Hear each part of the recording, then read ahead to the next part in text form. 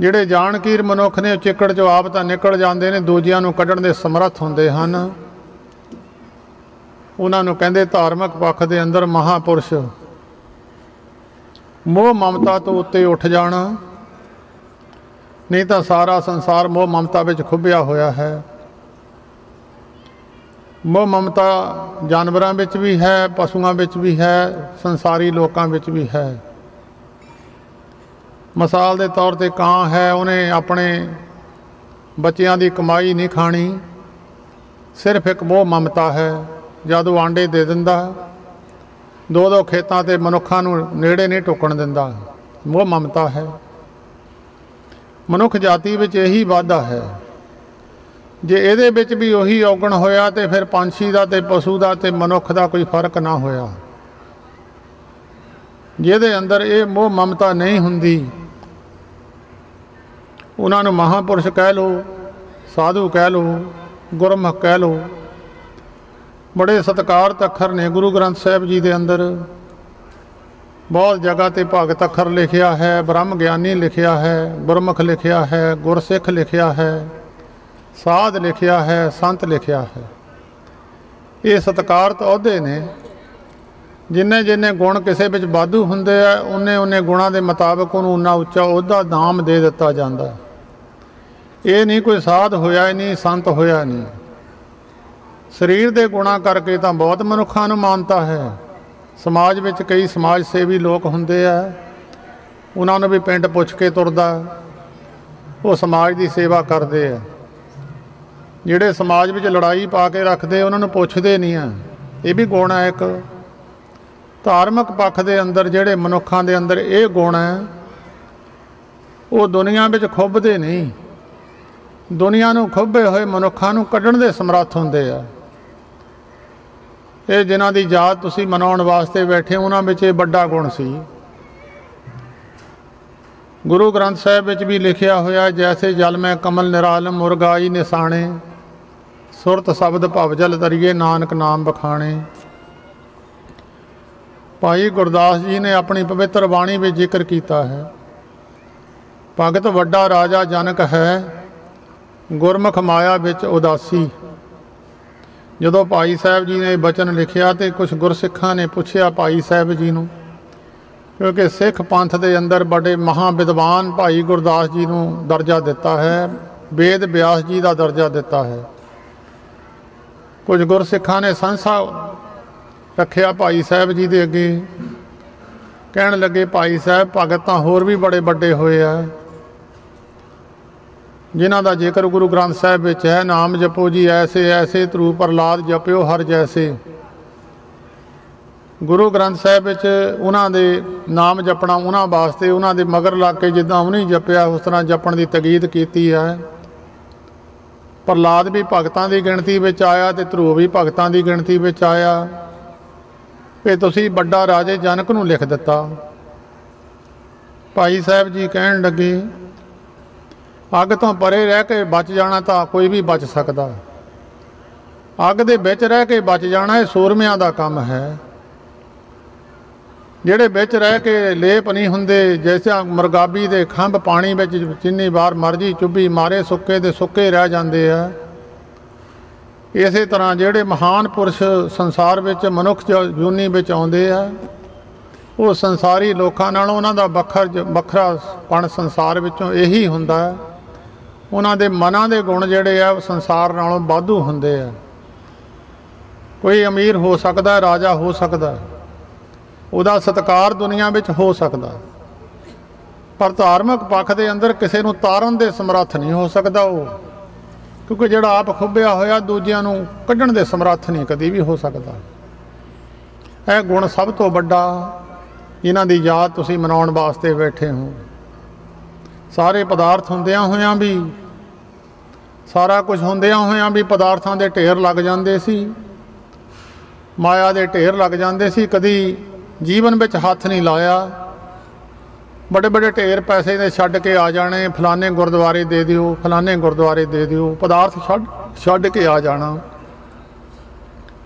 अज भी हले वो कानियां दी बनी हुई शन है, ਜਿਹੜੀ ਮਿੱਟੀ ਨਾਲ ਕੰਧਾਂ ਬਣਾਈਆਂ ਹੋਈਆਂ ਸਨ ਉਹਦੇ ਵਿੱਚ ਇੱਟ ਵੀ ਕੋਈ ਨਹੀਂ ਲਾਈ ਹੋਈ। ਆ ਪਿੱਛੇ ਜੇ ਅਸੀਂ ਇੱਟਾਂ ਲਾ ਕੇ ਪੱਕੀ ਕੀਤੀ ਹੈ, ਜਦ ਮੈਂ ਦੇਖਿਆ ਤਾਂ ਉਹਦੇ ਵਿੱਚ ਇੱਟ ਕੋਈ ਨਹੀਂ ਹੈ, ਮਿੱਟੀ ਦੇ ਪਿੱਤ ਕੁੱਟ ਕੇ ਉਹਨੂੰ ਲਿਪਿਆ ਹੋਇਆ ਸੀ। ਉਹ ਕਈ ਵਾਰੀ ਚੂਹੇ ਖਰਾਬੀ ਕਰ ਜਾਂਦੇ ਆ, ਬਿਸਤਰੇ ਖਰਾਬ ਕਰ ਜਾਂਦੇ। ਉਹ ਜਦੋਂ ਇੱਟਾਂ ਲਾ ਕੇ ਅਸੀਂ ਦੇਖਣ ਲੱਗੇ ਤਾਂ ਉਹ ਛੇਣੀ ਅੱਗੇ ਚਲੀ ਗਈ। ਮਿੱਟੀ ਦੀਆਂ ਕੰਧਾਂ ਲਾਈਆਂ ਤੇ ਉੱਤੇ ਸਰਵਾੜ ਦੀ ਛੰਨ ਪਾਈ ਹੋਈ ਹੈ। ਪਦਾਰਥਾਂ ਦੀ ਕੋਈ ਕਮੀ ਨਹੀਂ ਹੈ।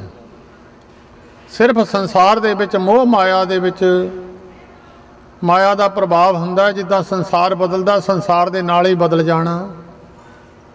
ਜਿਹੜੇ ਲੋਕ ਸੰਸਾਰ ਦੇ ਸਮਾਜ ਦੇ ਨਾਲ ਹੀ ਬਦਲ ਜਾਂਦੇ ਆ, ਸੰਸਾਰ ਦੇ ਮਗਰ ਦੇਖ ਕੇ ਉਸ ਵਾਲਾ ਦਾ ਰੁੱਖ ਅਖਤਿਆਰ ਕਰ ਲੈਂਦੇ ਆ, ਉਹ ਤਾਂ ਮੋਹ ਮਾਇਆ ਵਿੱਚ ਲੇਪ ਨੇ। ਜਿਹੜਿਆਂ ਨੂੰ ਉਹ ਲੇਪ ਨਹੀਂ ਹੁੰਦਾ, ਉਹ ਨਾ ਸੰਸਾਰ ਦੇ ਵਿੱਚ ਜਿਸ ਤਰ੍ਹਾਂ ਸੰਸਾਰ ਚੱਲਦਾ ਉਸ ਤਰ੍ਹਾਂ ਨਹੀਂ ਚੱਲਦੇ, ਆਪਣੇ ਮੁਤਾਬਕ ਸੰਸਾਰ ਨੂੰ ਚਲਾਉਂਦੇ ਆ। ਕਈ ਵਾਰੀ ਲੂਣਾ ਸਾਗ ਰਿੰਨ ਲੈਣਾ, ਵਿੱਚ ਚੱਲਣ ਵੀ ਨਹੀਂ ਪਾਉਣਾ ਤੇ ਲੂਣ ਵੀ ਨਹੀਂ ਪਾਉਣਾ, ਇੱਦਾਂ ਹੀ ਖਾ ਲੈਣੀਆਂ ਬੂਟੀਆਂ ਬਾਲ ਕੇ। ਕੁਛ ਦਿਨਾਂ ਵਾਸਤੇ ਲੂਣ ਬੰਦ ਕਰ ਦਿੱਤਾ। ਇੱਕ ਵਾਰੀ ਉਹਨਾਂ ਦਾ ਸੇਵਕ ਸੀ ਮਾਝੇ ਵਿੱਚੋਂ, ਬੂਆ ਸਿੰਘ ਉਹਦਾ ਨਾਮ ਸੀ, ਉਹ ਵੀ ਇੱਥੇ ਆਇਆ ਹੋਇਆ ਸੀ ਡੇਰੇ। ਆ ਲੂਣਾ ਹੀ ਸਾਗ ਵਰਤਾਉਣਾ, ਲੂਣੀ ਦਾਲ ਸਬਜ਼ੀ ਵਰਤਾਉਣੀ। ਕਈਆਂ ਨੇ ਫਿਰ ਬਾਜ਼ਾਰੋਂ ਲੂਣ ਲੈ ਕੇ ਕਈ ਵਾਰੀ ਪੁੜੀਆਂ ਜੇਬ 'ਚ ਪਾ ਕੇ ਲੈ ਜਾਣੀਆਂ। ਜੇ ਉਹਨਾਂ ਦੇ ਹੁਕਮ ਤੋਂ ਅਦੂਲੀ ਕਰਕੇ ਡੇਰੇ ਵਿੱਚ ਰਹਿਣਾ, ਫੇਰ ਤਾਂ ਉਹਨਾਂ ਦੀ ਖੁਸ਼ੀ ਨਹੀਂ ਹੋ ਸਕਦੀ। ਜੇ ਉਹ ਛਕਦੇ ਸੀ ਉਹੀ ਛਕਣਾ ਪਊਗਾ। ਹੁਣ ਸੇਵਾਦਾਰ ਨੇ ਬੇਨਤੀ ਕੀਤੀ, ਮਹਾਰਾਜ ਲੂਣਾ ਸਾਗ ਖਾਧਾ ਨਹੀਂ ਜਾਂਦਾ, ਲੂਣੀਆਂ ਦਾਲਾਂ ਨਹੀਂ ਖਾਧੀਆਂ ਜਾਂਦੀਆਂ। ਕਹਿਣ ਲੱਗੇ ਤੁਸੀਂ ਪਾ ਲਿਆ ਕਰੋ। ਇਹ ਤਾਂ ਮੈਂ ਉਹ ਬੰਦੇ ਨਿਠਾਉਣੇ ਜਿਹੜੇ ਸਵਾਦਲੇ ਭੋਜਨ ਛਕਣ ਵਾਸਤੇ ਇੱਥੇ ਟਿਕੇ ਹੋ ਆਵੇ। ਸੰਤਾਂ ਦੇ ਭੋਜਨ ਬਹੁਤ ਸਵਾਦ ਹੁੰਦਾ, ਮੈਂ ਉਹ ਦੌੜ ਆਉਣੇ ਆ। ਜਿਹੜੇ ਇਹਨਾਂ ਗੱਲਾਂ ਤੋਂ ਉੱਤੇ ਉੱਠ ਜਾਂਦੇ, ਉਹਨਾਂ ਨੂੰ ਜਿੱਦਾਂ ਭੋਜਨ ਦੇ ਸਵਾਦਾਂ ਨਾਲ ਕੋਈ ਮਤਲਬ ਨਹੀਂ। ਜੋ ਪਦਾਰਥ ਆ ਗਿਆ ਉਹੀ ਛਕ ਲਿਆ। ਗੁਰੂ ਨਾਨਕ ਦੇਵ ਮਹਾਰਾਜ ਵਾਲਾ ਮਿਸ਼ਨ, ਬਾਲ ਗੰਦਾਈ ਦੇ ਟਿੱਲੇ ਤੇ ਗੁਰੂ ਨਾਨਕ ਸਾਹਿਬ ਗਏ। ਉਹਨ ਬਾਲ ਗੰਦਾਈ ਨੇ ਬਹੁਤ ਸਾਰਾ ਵੱਡਾ ਆਸ਼ਰਮ ਬਣਾਇਆ ਹੋਇਆ ਸੀ। ਘੋੜਿਆਂ ਦਾ ਤਬੇਲਾ ਸੀ, ਮੱਝਾਂ ਗਾਈਆਂ ਰੱਖੀਆਂ ਹੋਈਆਂ ਸੀ, ਦਹੀਂ ਲੱਸੀ ਹੋਰ ਬੜੀਆਂ ਚੀਜ਼ਾਂ ਪਦਾਰਥ ਸਨ। ਉਹਨੇ ਕੁਛ ਬੰਦੇ ਸੇਵਾਦਾਰ ਰੱਖੇ ਹੋਏ ਸੀ ਵੀ ਆਲੇ ਦੁਆਲੇ 5-5 6-6 ਕਿਲੋਮੀਟਰ ਤੱਕ ਕੋਈ ਸਾਧੂ ਹੋਵੇ, ਜਿਹੜਾ ਨਹੀਂ ਤੁਰ ਸਕਦਾ ਉਹਨੂੰ ਬੱਗੀ ਲੈ ਜਾਓ, ਜਿਹੜਾ ਤੁਰ ਸਕਦਾ ਉਹਨੂੰ ਬੇਨਤੀ ਕਰਕੇ ਆਸ਼ਰਮ ਤੇ ਲੈ ਕੇ ਆਓ, ਉਹਦੀ ਸੇਵਾ ਕਰੋ। ਜਦੋਂ ਗੁਰੂ ਨਾਨਕ ਦੇਵ ਮਹਾਰਾਜ ਉਸ ਇਲਾਕੇ ਵਿੱਚ ਗਏ, ਬਾਲਾ ਮਰਦਾਨਾ ਉੱਪਰੋਂ ਮੀਂਹ ਆਉਣੇ ਦੀ ਤਿਆਰੀ ਹੈ ਤੇ ਬੱਦਲ ਬਹੁਤ ਹੋਇਆ। ਸਤਿਗੁਰੂ ਨਾਨਕ ਦੇਵ ਮਹਾਰਾਜ ਬੈਠੇ ਤੇ ਬਾਲ ਗੰਦਾਈ ਦੇ ਸੇਵਕਾਂ ਨੇ ਆ ਕੇ ਬੇਨਤੀ ਕੀਤੀ, ਮਹਾਰਾਜ ਮੈਂ ਸਾਡਾ ਆਸ਼ਰਮ ਨੇੜੇ ਹੀ ਆ, ਉੱਤੇ ਮੀਂਹ ਦਾ ਪਤਾ ਨਹੀਂ ਹੈ, ਸਿਆਲ ਦਾ ਠੰਡ ਦੇ ਦਿਨ ਹੈ, ਤੁਸੀਂ ਇੱਥੇ ਬੈਠੇ ਹੋ, ਕਿਰਪਾ ਕਰਕੇ ਸਾਡੇ ਆਸ਼ਰਮ ਤੇ ਉੱਥੇ ਜਾ ਕੇ ਆਰਾਮ ਕਰ ਲਓ। ਸਾਹਿਬ ਕਹਿਣ ਲੱਗੇ ਨਹੀਂ ਭਾਈ ਇੱਥੇ ਠੀਕ ਹੈ। ਜਦ ਗੁਰੂ ਨਾਨਕ ਦੇਵ ਮਹਾਰਾਜ ਨਾਮ ਮੰਨੇ, ਸੇਵਕਾਂ ਨੇ ਜਾ ਕੇ ਬਾਲ ਗੰਦਾਈ ਨੂੰ ਕਿਹਾ ਜੀ ਇੱਕ ਮਹਾਂਪੁਰਸ਼ ਹੈ, ਉਹ ਮੰਨਦੇ ਨਹੀਂ ਹੈ, ਹਨੇਰਾ ਵੀ ਹੋ ਗਿਆ, ਬੱਦਲ ਵੀ ਬਹੁਤ ਹੈ, ਮੀਂਹ ਦੀ ਤਿਆਰੀ ਹੈ, ਉੱਠੇ ਨਹੀਂ, ਸਾਡਾ ਵਚਨ ਬੇਨਤੀ ਮੰਨੀ ਨਹੀਂ ਉਹਨਾਂ ਨੇ। ਬਾਲ ਗੰਦਾਈ ਫਿਰ ਆਪ ਚੱਲ ਕੇ ਆਇਆ, ਆ ਕੇ ਗੁਰੂ ਨਾਨਕ ਦੇਵ ਮਹਾਰਾਜ ਨੂੰ ਮੱਥਾ ਟੇਕ ਕੇ ਕਹਿਣ ਲੱਗਾ, ਮਹਾਰਾਜ ਇਹ ਆਸ਼ਰਮ ਮੈਂ ਤੁਹਾਡੇ ਵਾਸਤੇ ਹੀ ਬਣਾਇਆ ਹੋਇਆ, ਆਓ ਤੇ ਉੱਥੇ ਮਾਰਾ ਆਰਾਮ ਕਰ ਲਓ।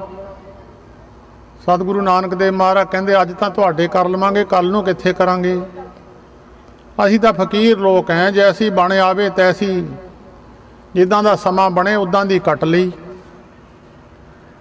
ਬਾਲ ਗੰਦਾਈ ਕਹਿਣ ਲੱਗਾ, ਮਹਾਰਾਜ ਬਚਨ ਤਾਂ ਤੁਹਾਡਾ ਸੱਤ ਹੈ, ਜੇ ਸੁੱਖ ਮਿਲ ਜਾਵੇ ਤਾਂ ਵਰਤ ਲਵੇ, ਨਾ ਮਿਲੇ ਤਾਂ ਫਿਰ ਜਿੱਦਾਂ ਦੀ ਆਵੇ ਉੱਦਾਂ ਦੀ ਕੱਟ ਲਵੇ। ਹੁਣ ਅਸੀਂ ਸਾਧੂਆਂ ਤੁਹਾਡੇ ਵਾਸਤੇ ਆਸ਼ਰਮ ਬਣਾਇਆ। ਸਾਹਿਬ ਖੁਸ਼ ਹੋ ਕੇ ਫਿਰ ਉਹਦੇ ਆਸ਼ਰਮ ਤੇ ਚਲੇ ਗਏ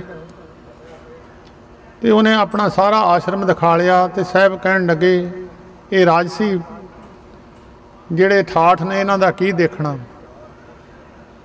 ਉਹ ਬਾਲ ਗੰਦਾਈ ਕਹਿਣ ਲੱਗਾ, ਮਹਾਰਾਜ ਮੈਂ ਇਹ ਸਾਧੂਆਂ ਵਾਸਤੇ ਨਾਮ ਜਪਣੇ ਵਾਲੇ ਵਾਸਤੇ ਬਣਾਇਆ, ਮੈਂ ਤਾਂ ਇੱਕ ਪਖੜੇ ਦੀ ਰੋਟੀ ਖਾਨਾ, एक पखड़े की रोटी खाना, मैं कोई पदार्थ ग्रहण नहीं करता। ये तो मैं जड़े नेड़े तेड़े महात्मा नाम जपण वाले हैं उन्हों की सेवा वास्ते बनाया। साहब कहन लगे बाल गदाई तू असली जोगी है, जिन्हों के मन के अंदर मोह ममता तो उत्ते उठ के संसार के सुख स्वादां तो उत्ते उठ के उन्होंने पुरुषों की पूजा संसार ने की है।